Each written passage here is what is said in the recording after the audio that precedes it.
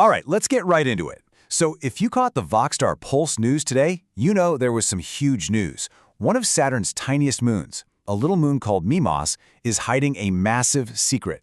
We're going to break down exactly how that's even possible.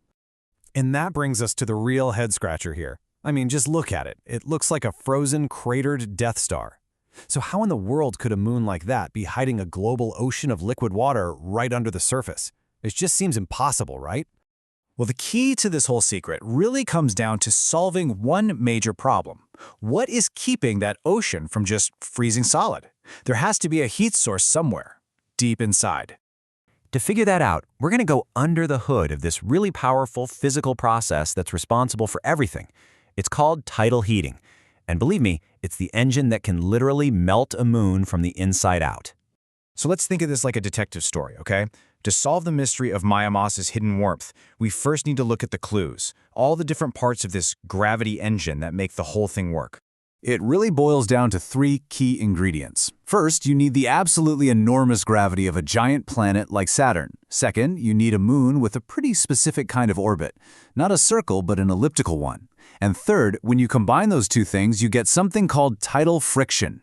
And this right here shows you exactly why the shape of that orbit is so important. See, if Mimas had a perfect circular orbit, the pull from Saturn would always be the same, and honestly, not much would happen. But it doesn't. Its orbit is an oval, which means sometimes it gets closer to Saturn and sometimes it's farther away. And that changing distance, that's the crucial piece of the puzzle. Because that changing distance creates our third ingredient, tidal friction. So what is that? It's basically the heat that gets generated deep inside a moon when gravity is constantly stretching and squeezing it. But how exactly does that work? This is where we get to the heart of it, the big aha moment.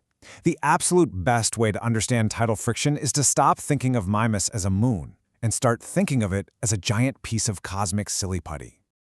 Just imagine you've got a cold, hard ball of silly putty in your hand. You know, if you just let it sit there, it stays cold, right? Nothing really happens. Well, that's Mimas without any outside forces acting on it.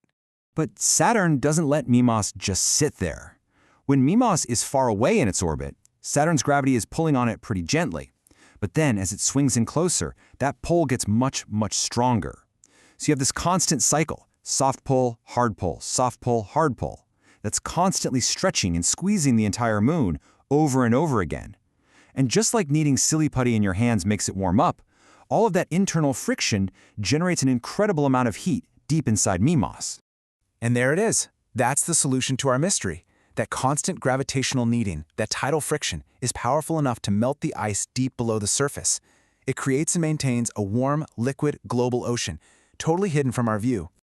Okay, so we figured out the how, but now let's get into the why.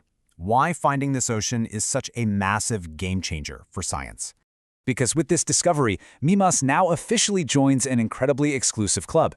It's now one of only 3 known ocean worlds in our entire solar system, with a confirmed subsurface ocean, right up there with Jupiter's moon Europa and its own sibling around Saturn, Enceladus. And having a moon like Mimas join this club completely rewrites the rules. You know, for decades, scientists looked for life in the so-called habitable zone, which is this really narrow band around a star where water can be liquid. But Mimas proves you don't need to be anywhere near that. This discovery just radically expands where we can even begin to look for life. Here's the most important takeaway. Life might not need sunlight. The energy source, the fundamental thing that gets everything going, could just come from gravity itself through this process of tidal heating. And that means countless other frozen little worlds that we once dismissed as dead, well, they're suddenly back on the table as potential places to find life. When you get right down to it, the lesson from Mimas is a really powerful one, and it's summed up perfectly by this idea. You just can't judge a moon by its cratered cover. Sometimes the most boring-looking places can hide the most extraordinary secrets. Which, of course, leaves us with one last, really tantalizing question to think about.